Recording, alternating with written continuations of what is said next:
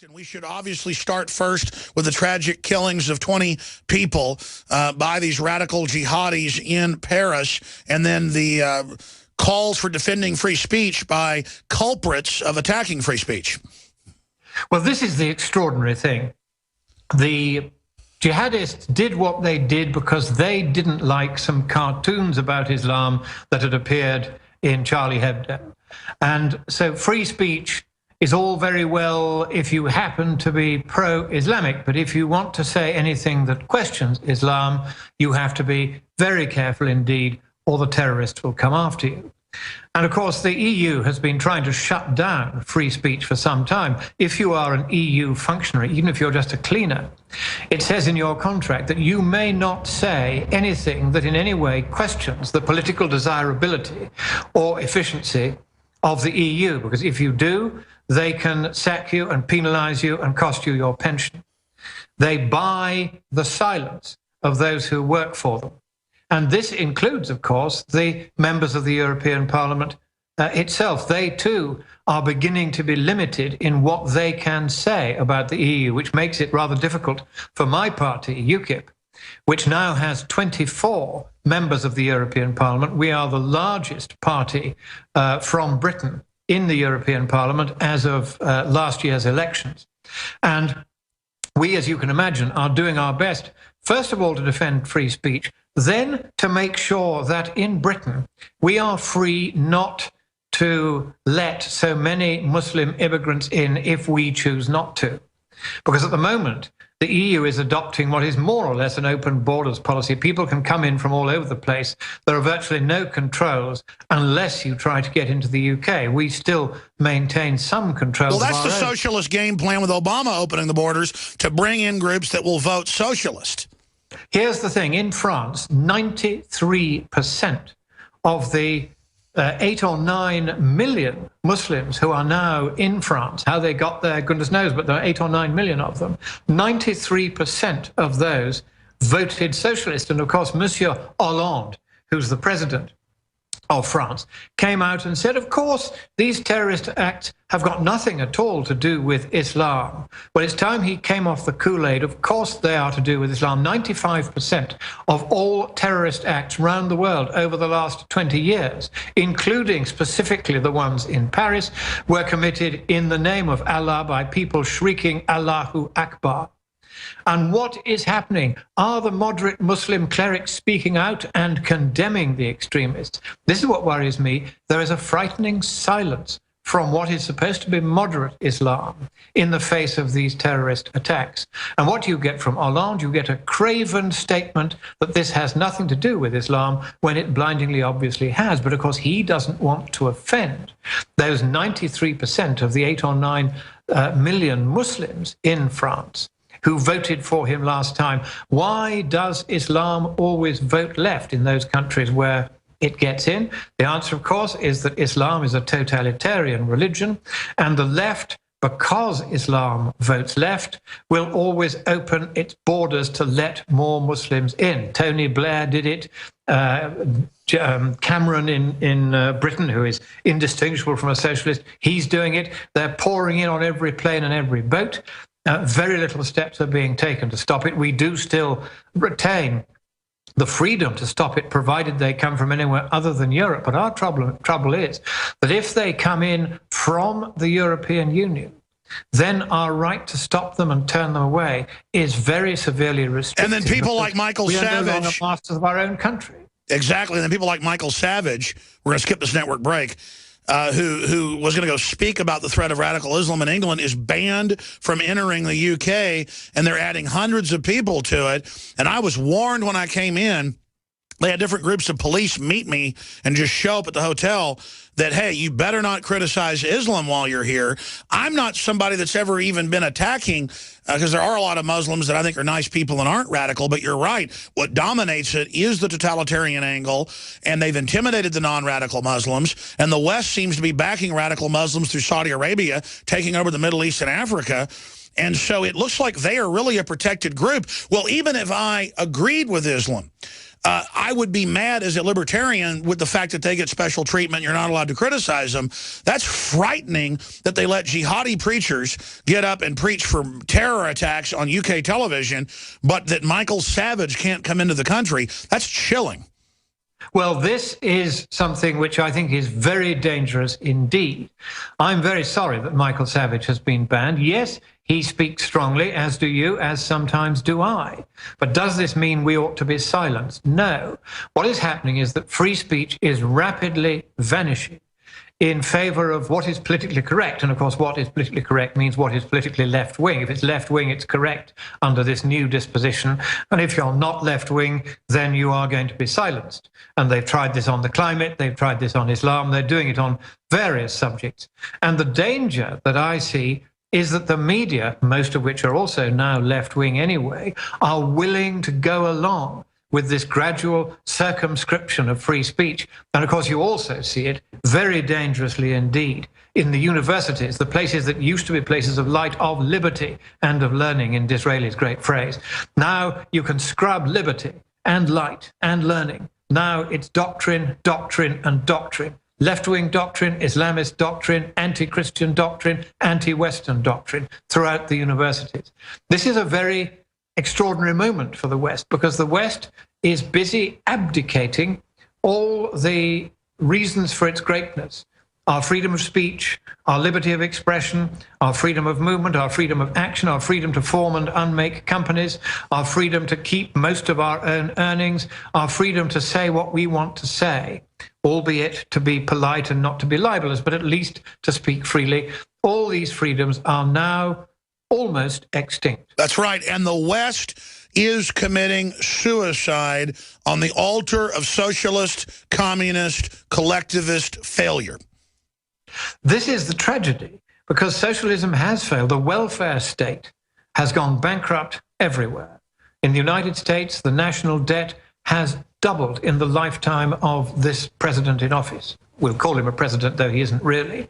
Likewise, in the United Kingdom, in the lifetime of just one parliament, only 5 years, the national debt of Britain, which took 250 years to accumulate, has doubled in just 5 years.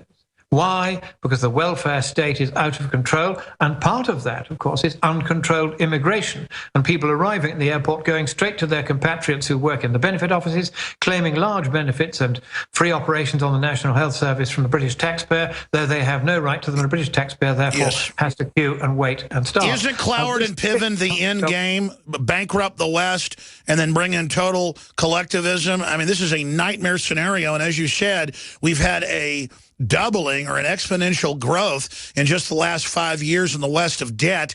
Other European countries are going bankrupt as we speak. What is the end game, and how long until it all collapses?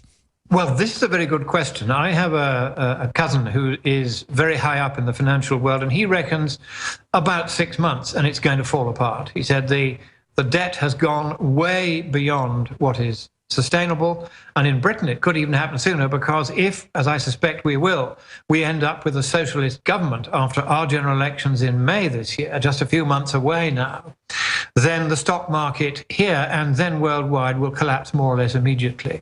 So I'm busy repositioning myself to get out of the stock market into other things. Gold, silver look good. They haven't gone up much in the last 5 years, but I think they suddenly will when everything begins to collapse.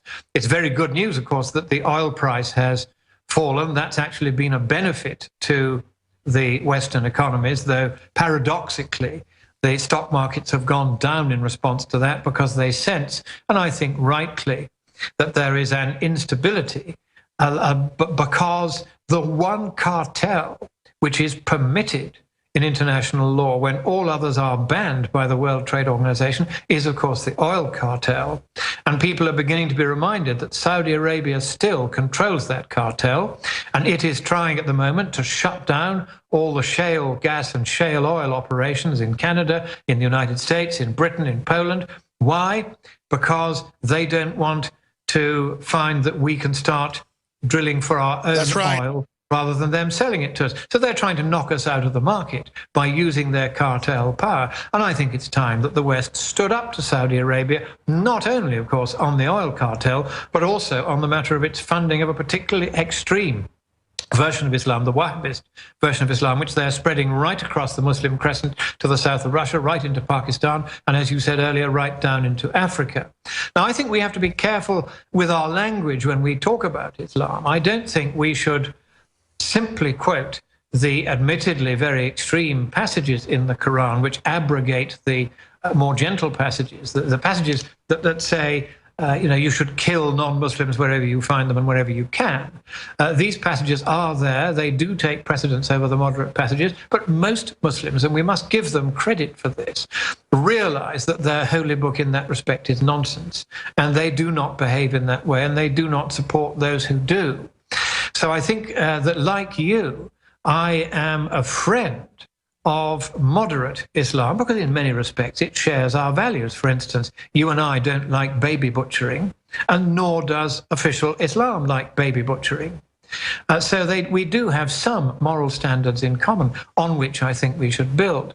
But simply to give in to Islam in the way that left-wing governments like that of Monsieur Hollande are doing worldwide, that's when you get terrorism. If you look weak and you have a socialist administration, then in come the terrorists, because they know that you'll get exactly the kind of rhetoric that Hollande came out with, trying to say that this was nothing to do with Islam. This is a real danger. If we cannot get our politicians to speak the truth because they themselves have become frightened by the terrorists, then we need more muscular politicians.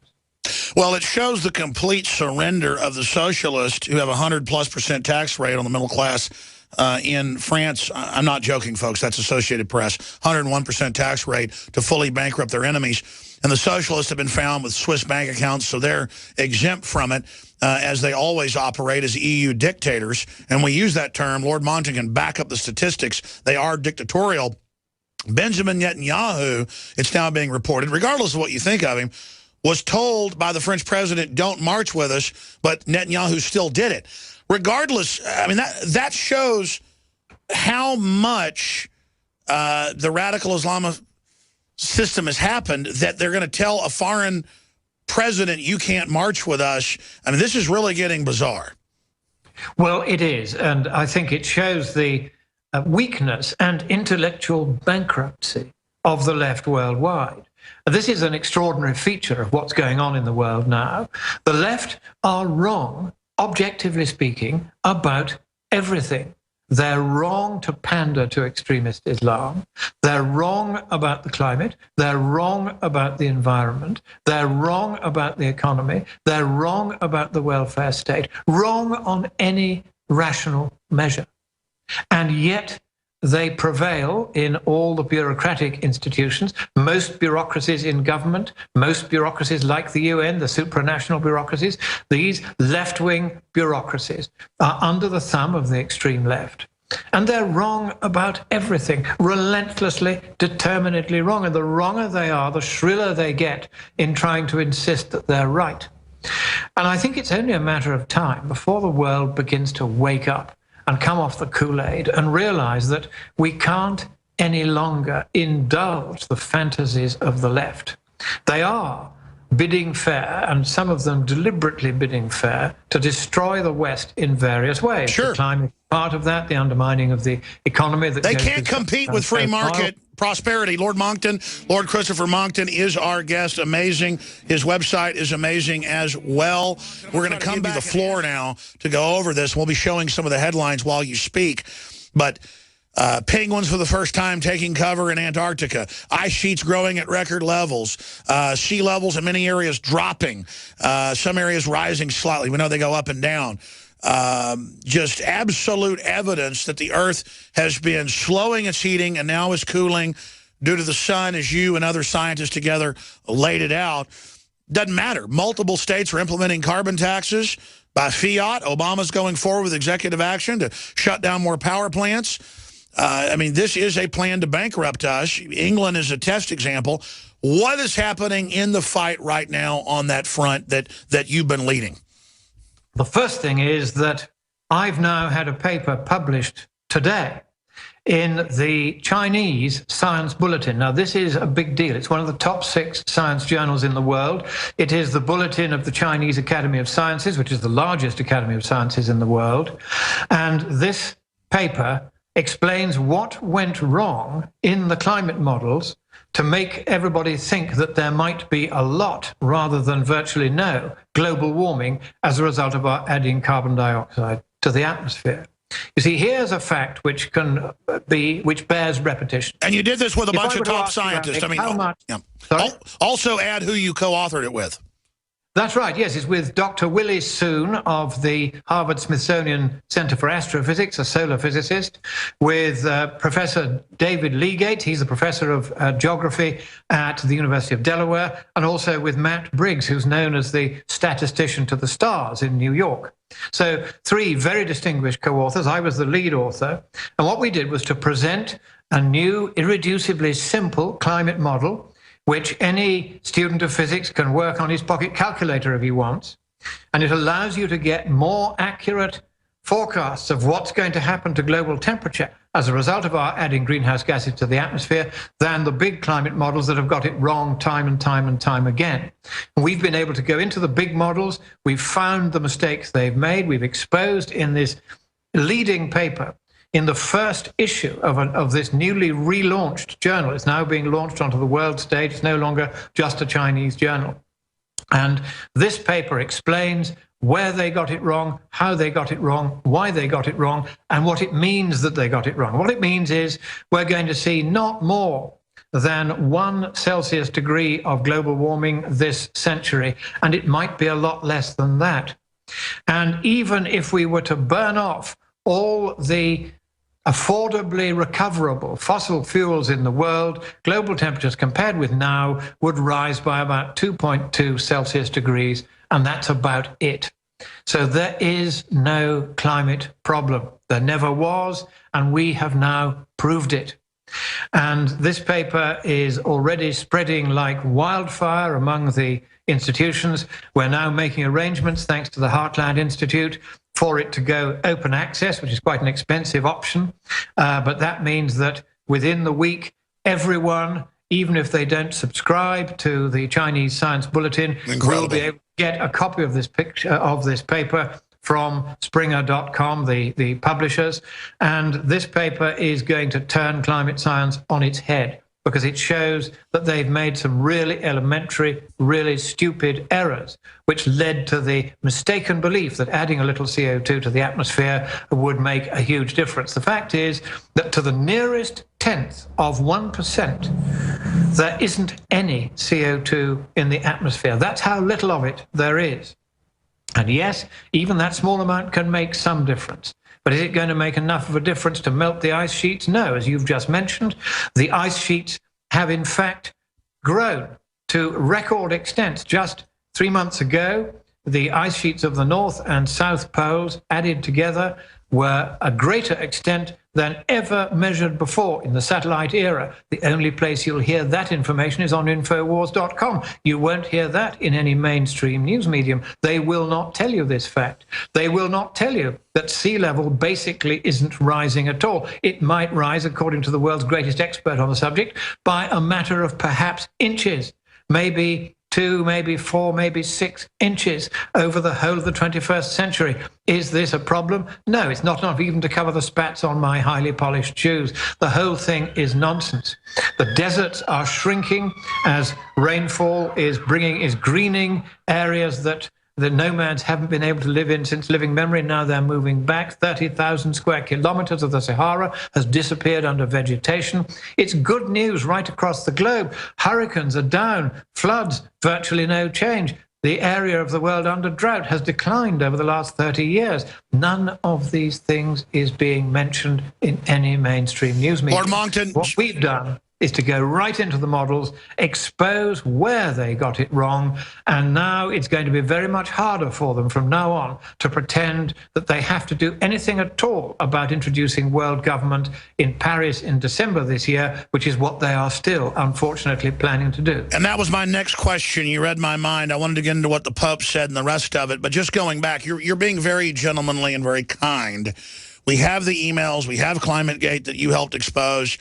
We know that it's premeditated fraud to pass carbon taxes, because if you can tax carbon dioxide that humans exhale, as the New York Times said, a tax on breathing, you can micromanage and surveil every level of the economy, selectively shutting off whoever you want, shut off UK, shut off US, shut off EU production. The bureaucrats then, their wives and husbands, literally own the factories and coal plants in China and India, and then they move there. I mean, this is paying to dismantle Europe, paying to dismantle the U.S., a premeditated, wicked plan. I mean, is there any doubt? Now, you certainly have those because of political pressure. I go to the movies now, and I went to 2 different theaters the last month, different chains. They had documentaries about islands in the Pacific that are going to be underwater now, which we all know is a fraud. And please, don't kill us with these natives begging. The propaganda push has been quadrupled from what I've seen. And then the Pope, and I'm not a Catholic basher. I believe you're a Catholic. My point is... Let me talk about the Pope, because this is very interesting. He has begun to come out with some rather silly noises about climate change. He is, of course, on the far left himself, and he has an even more radical prefect of the Pontifical Academy of Sciences, Monsignor Sanchez Sorondo. Now, I had lunch at the Pontifical Academy with Sanchez Sorondo under the beautiful painted ceiling. They live very well at the Vatican. And this was about 3 years ago. And he had on one side of him me, and on the other side of him, Italy's most distinguished scientist, Professor Antonino Zichichi, who's the founder and still head at the age of 86 of the World Federation of Scientists. And both of us told Sanchez Sorondo that there is no basis for concern about our effect on the climate. It's minimal. And in those countries of the West where we have got the environment, we've cleaned up the act, we've cleaned up pollution, there's really no threat to wildlife or to us or to plants or to anything from the activities of man. In the poorer countries, there still is. In China, real pollution. They don't burn coal very cleanly, for instance. They could do, but they don't yet. And there you do get genuine pollution. But CO2 is not a pollutant. But the Pope is planning to issue in March of this year, just a couple of months away, an encyclical letter. This is a letter to all 400,000 clergy and all the 1.2 billion Catholic faithful, saying to them that they must now put the climate before their religion, and they must start saying that unless the West is shut down, the world is doomed. Now, that's the line we are hearing from the Vatican at the moment. I am hoping that the more old-fashioned members of the Curia advising the Pope will say to him, look, mate, we've got this wrong before with Galileo, trying to get him to pretend that the Earth doesn't go around the sun. We were wrong on that. We are not infallible on matters of science, only on matters of faith or doctrine. Be very careful. And so if Pope Francis watches and listens to your program regularly, as I'm sure he does, then here's a warning to him: keep proper restraint. It's not the business of the church to speak out on scientific questions, nor is it the business of the church to take sides in what is frankly a highly partisan political dispute between the left and the rest of the world. The left are promoting the climate agenda. The harder the left, the harder they push it. And they're anti-religion and anti-Catholic. Let me expand on this point, because this is the key. You've done equations, and I've seen similar ones, and of course this came up when we got the UN treaty plan 5 years ago at Copenhagen, that it would almost double, right at double, the taxes on the third world. So it's not a big wealth transfer like it's been billed by the socialists. It's a giant swindle and allows them to control all energy. But if the Catholic Church or Christians, period, are pro-life, this is a death sentence when Obama says you can't have industrialization in Africa, you can't have a car or an air conditioner. That is a very, very fair point. And it's a point that I hope a mature encyclical will look at. I think that I would like to see the Holy See being a bit brave here, as the previous Pope was. And what he said about all this is that, yes, the scientists are expressing concern. However, there are also scientists expressing concern that the scientists expressing concern have over-egged the pudding. And therefore, there are two sides to this. And the previous Pope said, and quite rightly said, that it is not for those who are backed by governments who want this nonsense to try to silence those of us who are doing perfectly good science, questioning this. We must be allowed access to the journals, and to be fair to the Chinese Academy of Sciences, which reviewed this, I may say, at a very high level before letting it be published. They, in the end, accepted that we had made a sound scientific argument. Sure. That there isn't a problem with the climate, and therefore they were willing to print it. Now, virtually no Western journal of the same standing would have even sent our paper out for review.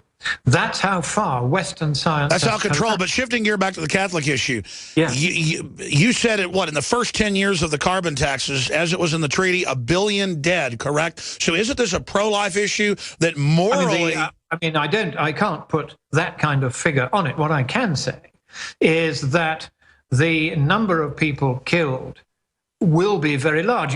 Even if you take a prosperous country like Britain, 3 years ago, we had an unusually cold winter in which 20,000 people died. Wow. And that's something like 12,000 more than would normally die in a cold winter, above the kind of average death rate. So these were about 12,000 excess deaths just in one cold Sure, winter. I'm going from memory. I believe you said, though, not 1 billion. Because the winter was cold, but because their homes were cold, because people can no longer afford to heat them. Even I, sitting in my palace in Edinburgh, have had to turn the heating bill. Finishing up with Lord Monckton in this segment and the next. Christopher Monckton joins us. We were talking during the break. Can you repeat what you were saying? Because I was trying to go back in memory to your billion term. And you were saying, oh, no, the agenda to reduce the population, get into the UN and the globalists and Ted Turner's own master plan. What's behind wanting to shut off the energy supply of the world? What they want to do is reduce the population not by 1 billion, but to 1 billion. It's now 7.2 billion. They want to cut the population by 6.2 billion. They don't care how many people die of starvation or cold or disease, as long as the population is reduced so that they will be even richer, because the poor people won't be consuming all those resources worldwide. That's what this is about. It's a conspiracy.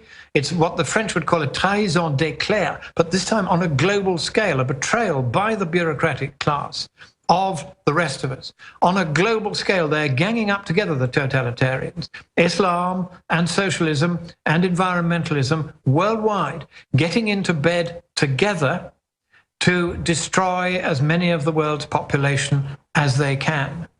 Now, in fact, they needn't try too hard, because as countries become more prosperous, if they're allowed to by the environmental freaks trying to interfere with prosperity, then population stabilizes all by itself. At the moment, we are already at what is called peak children. There will be no more children alive on Earth ever, probably, than there are today.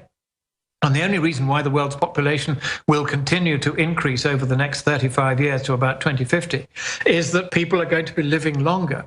Because despite what the left is trying to do down the third world by not letting them have economic development, and in particular coal-fired power stations, they're going to get them. They're going to get electricity, and with it all the benefits of medical care and decent heating and air conditioning. And once that comes in, then the populations in Africa and South America will stop rising, and the world population will stabilize. And then even after 2050 or 2060, we could see it beginning to plummet without any interference from the left. And you're quite right, Alex. I mean, people like Holdren, who was one of the advisors to Paul Ehrlich, who wrote that remarkably stupid book, The Population Bomb, and has recently written an even more remarkably stupid book. Holdren, who of course is now advising Obama. He has been wrong, as I've just been saying, the left are wrong on everything. He's been wrong on every alarmist, stupid... He's not wrong, he's a liar. Well, I think whether he's a liar or not, he's certainly wrong. He's incorrect. He made forecasts that have not come to pass. He's full of prunes. That much, I think that much we can certainly say. But yet people on the left still listen to him. Why? Because it provides a fig leaf, it provides a pretext, it provides an excuse, it provides a pretense, which enables them to get away. Sure, it lets them run the show. Justifying the totalitarian agenda of suppressing the West and advancing worldwide, and let's use the word communism, because that's really what it is. I annoy all the people who comment when I put my monthly temperature records up. There's now been no global warming for 18 years, 3 months. And I put it up on the climatedepot.com and also at whatsupwiththat.com. And the leftist commenters come piling in. And so I now call them climate communists because that's what they are. They're a bunch of totalitarians. Stay there, back in 70 seconds. Final comments with Lord Monkton. Infowars.com. Visit GCNlive.com today.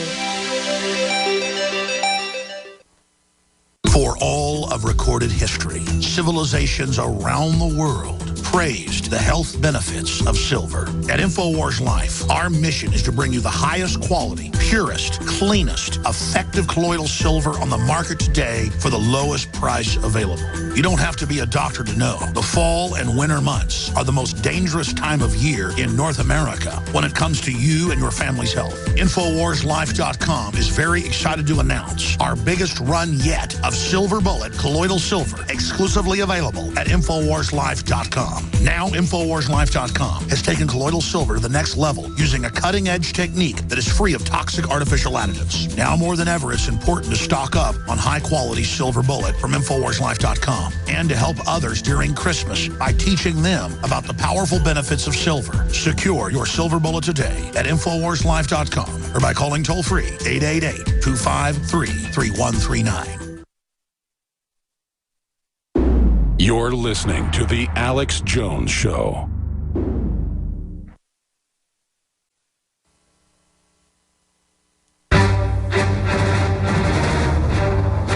Big Brother. Big Brother. Mainstream media. Government cover-ups. You want answers? Well, so does he. He's Alex Jones on the GCN Radio Network. And now, live from Austin, Texas, Alex Jones.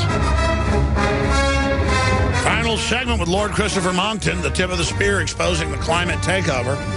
It's a perfect plan. If you can tax and track carbon, you can dominate and run every form of life. And you drill into Bill Gates' statements and the rest of it, it's all about controlling people. They know it's a scam. They chose it. First it was global cooling in the 70s, and then it was global warming in the 90s, and now it's just change, period. Isn't supposed to be happening. Well, a lot of real environmental issues, overfishing and other things, are ignored. We should be trying to industrialize with clean systems, the third world. Then they'll have negative population growth like the West that has about 1.5 children on average. That's actually a collapse rate. From Japan to the United States, wealthy countries are committing suicide. From Italy to Canada, we're having on average 1.5 children. It's even lower in Japan. And as Lord Monkton said, the numbers are there. Mathematics does not lie. Lord Monkton, we got 4 minutes left. You've got the floor to hit any other important tidbits and what you've set your sights on next. There's a success story of Australia. You just got back from there. I'm very pleased about that. I was able to show the graph showing there'd been no global warming for 18 years and then 2 months, now 18 years, 3 months, according to the RSS satellite record. And all the other temperature records are within the same kind of statistical territory as that one. So we can't really be sure that we've seen any warming at all, really, over the last 20 years or so. It simply isn't happening. And that is now gradually becoming better known. It's becoming very, very difficult for the left that control the world's media to keep that secret for very much longer. They're trying to, but they're not getting away with it. It's spreading in samizdat. People are making postcards of my monthly graphs. They're sending them to each other. The message is getting out there that this isn't happening. The sea ice extent has been at its greatest recently. Sea level isn't really rising. Hurricanes are down. Flooding is not really changing its pattern much. Droughts are down over the last 30 years. All the disasters they said would happen are showing absolutely no sign of happening at all. Yes, you get occasional extreme weather. You always have, you always will. Get used to it and prepare for it. But don't, for heaven's sake, think that it's going to get systematically worse, because on the evidence so far, it simply isn't. And we now have just a few months to make the world aware that there is no need for any binding climate treaty in Paris in December of this year. They're going to try to do again what they failed to do in Copenhagen. They've squared the Chinese by effectively exempting them from the process. But other nations at the moment are all going to go along with it, except Canada and New Zealand. Canada might be having a change of government in a few months' time, leaving only Australia standing out against the climate nonsense. And this means that a lot rests on Tony Abbott's shoulders. I'm glad to say that at the moment he's still standing as firm as he can on this. He is dismantling the carbon tax. And briefly, Yep. we should add Australia is the only one standing against it because they implemented it first and found out how hellish it was. That's right. It did nothing, of course, for their emissions of CO2. It did nothing to change the climate either way. Indeed, nothing that mankind does about CO2 will measurably alter the climate at all, according to our research. It's just not going to make that much difference. This whole exercise, every red cent spent on making global warming go away, on having these fancy conferences in places where they have grass skirts, every penny of this has been wasted and will continue to be wasted until the world comes to its senses. Alex, we have less than 1 year. I'm trying to raise $1.3 million to make a film, a full-length feature film to go into the cinemas, to take Al Gore's movie on head on, to take on the documentaries that you saw being shown in the cinemas about the island disappearing beneath the waves. It's largely nonsense. We want 1.3 million. We're just now beginning the fundraising for that. And if we get it in the next month or two, then we're going to go ahead over the next few months, make the film and get it into the cinemas in September so that people worldwide will get the facts. Incredible. How do folks get involved? Scienceandpublicpolicy.org? That's right. Get in touch with us there. Get in touch through Alex Jones if you want to help, because we just need that relatively small amount of money. If we get that, we can make the film. We have a film crew, we have a director. Lord Monckton, you're fighting back. Thank you so much. We're fighting back. We certainly are. God bless America. He's Trooper